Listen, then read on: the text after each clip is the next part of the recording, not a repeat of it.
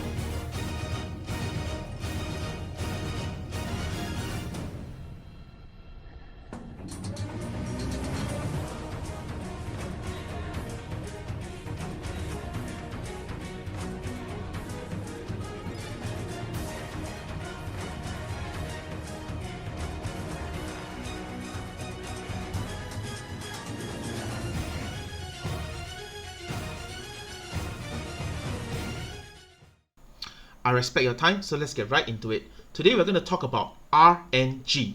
Now, this video is not a rant, despite the tragedy you saw in the opening. I just want to spread some positive vibes today and give some suggestions on how some other games have implemented RNG that made it much more bearable to deal with. First off, this is an MMORPG. The MMO part is where players come together and do things together in the game. The RPG part is where players level up and gear up their characters and have fun with the in-game content. So gearing up is literally half the fun in an MMORPG. Now let's look at the options players have to get stronger. Now in terms of gear, players have the option to number 1, tier up their gear. It is a progression that's pretty much meh in the sense that the power gain is minimal since it's just flat stats, but it costs a lot of crystals. However, there's no RNG involved. No RNG! This is probably the first and the last time you'll hear me say this, but in terms of tiering up, there is no RNG involved. Secondly, upgrading your gear. Long story short, RNG. The higher the level of your weapon goes, the higher the cost of materials and the lower the chances of success. However, it actually tells you what the success rate is. There's at least transparency. I can't believe that I'm actually thankful for transparency, but you will understand why later. Because number 3, refining your gear, which is what you saw at the beginning of the video. It is high cost and there's an improbable chance of success. Based on other people's information, this is the probability table of refining. From +1 to +2 is 50%. Now there's no actual evidence that it is 50% other than the game saying that chance of success is average, chance of failure is average. So if chance of success equals to chance of failure, it means it's 50-50. I don't know, I guess that's how they came up with it. At higher levels, there are chances for the gear to break as well as the chance for the gear to downgrade. So the chance of success, don't know. Chance of fail, don't know. Break, don't know. Downgrade, don't know. All don't know. Why? It is 2021. There are laws in certain countries that forces game companies to be transparent about their loot box drop rates. And yet in this game, some progression systems show their numbers and some progression systems hide their numbers. Why? Don't know. Now, number 4, speaking of hiding numbers, the last progression system is enchanting your gear. Surprise, surprise, another RNG system. Once again, no clue what the odds are. Upgrade, don't know. Downgrade, don't know. Now, I'm not sure if you guys are familiar with the concept of glory holes, but it just feels exactly like that. You have no idea what or who you are getting yourself into. You just stick it in and pray for the best. Now, 4 out of 5 options for gear progression is RNG, 2 of which is just a glory hole. No idea what's happening at all. Now, that's not all. Now we look at shadow weapons.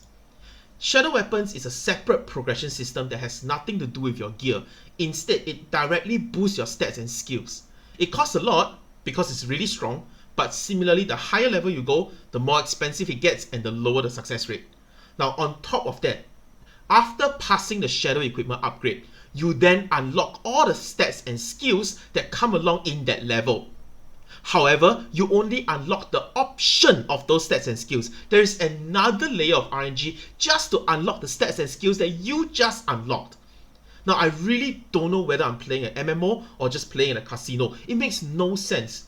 Whoever who designed the system, how would you like it If you negotiate your salary and the boss just told you that your salary is low, average or high, just go and do your work and see how much you get at the end of the month. And let's say you really work hard at your job and you deserve every penny, and at the end of the month your boss comes in with 2 briefcases, one contains paper and one contains your money. How would you feel? Now if it doesn't feel good for you, does it make sense for you to design such an unfair system to milk your player base? I don't know. So after gear and shadow equipment, next we look at cards. Once again, another glory hole. No idea what's going on. You ask customer support whether Odin's Blessing affect drop rate or not, don't know. Different people give different answer. Looking at online resources that data mined card drop rates, it can go as low as 0.1% to 0.001%. No one knows what affects it. Some people say solo easier to get, yet my alternate character got 2 Marduks from partying, while my main got nothing from soloing. Some people say DPS higher easier to get. My alternate character got 2 wolf cards from partying at wolves with literally 0 DPS, while my main gets 0 wolf cards from soloing. No one, not even the customer support, knows what's happening, so RNG. Now after cards, we have pets. What a wonderful companion to have, if you even manage to catch one. Now what are the rates of catching, you ask? Glory hole, I say. No one knows. You just have to keep buying and trying. After you get the pet, do you live happily ever after? No.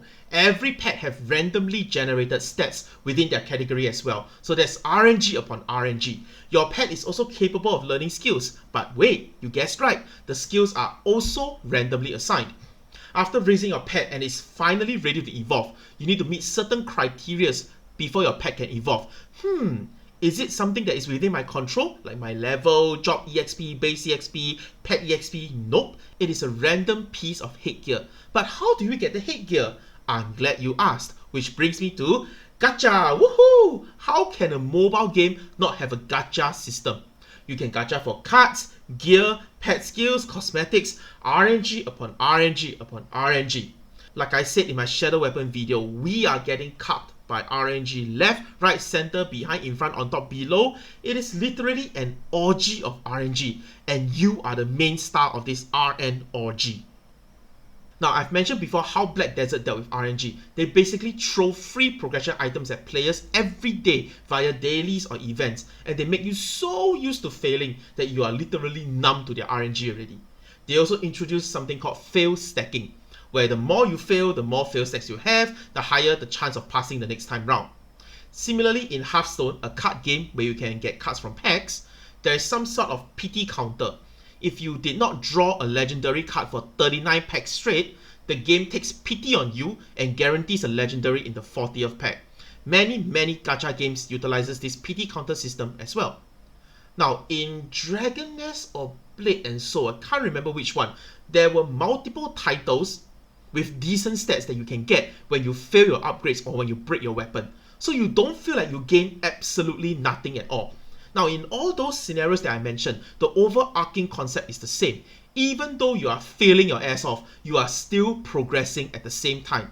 Now in Ragnarok, there is no such thing. If you fail, you have absolutely nothing to show for it. Zero progression, no fail stacks, no PT counter, no title, nothing. You are just a failure, that's it. Now, I made a poll a week ago asking why people quit, and out of 1.8k votes, 30% of players quoted RNG to be a deciding factor. Now, like I mentioned in the beginning, MMORPG, half the fun is RPG. If the RNG system is so punishing and unrewarding, half the fun is totally destroyed by poor and lazy design. And because of this glory hole RNG design, the other half, the MMO part, will slowly fade away as well, because players can no longer participate in newer, more fun content that's basically gated by stat checks. So in conclusion, upgrading is RNG, refining is glory hole RNG, enchanting is glory hole RNG, shadow weapon is RNG, cards is glory hole RNG, pets is glory hole RNG, gacha is RNG. As a free-to-play player, my take on it is literally like a gambling philosophy. I walk inside the casino, I already have a max cap of how much I'm ready to lose, and I just play for fun. Similarly in Ragnarok, every week I just take out 500k and progress. If I progress, good. If I lose it all, so be it. Now, as a spender, I cannot fathom how unfair this must feel for you guys. I've watched those Thai streamers literally just buying everything with diamonds and just clicking from +8 refinement drop all the way down to +3. Jesus Christ, how can they even take it? At some point, you have to look at this and think, a casino offers odds of 45% to 49% depending on which games you play. The worst case scenario when gambling in a casino is that you lose everything and you have nothing to show for it, which is exactly what happens in Ragnarok Next Generation. Well, now you know why it's called Ragnarok Next Generation, RNG. Alright, that's it for me. What are some of the good RNG experiences you have had in other games? How did other games make you feel happy about failing? Let me know. Leave a like if you failed +1 to +2 refinement 8 times in a row as well. As always, outplay, not outpay. Bye!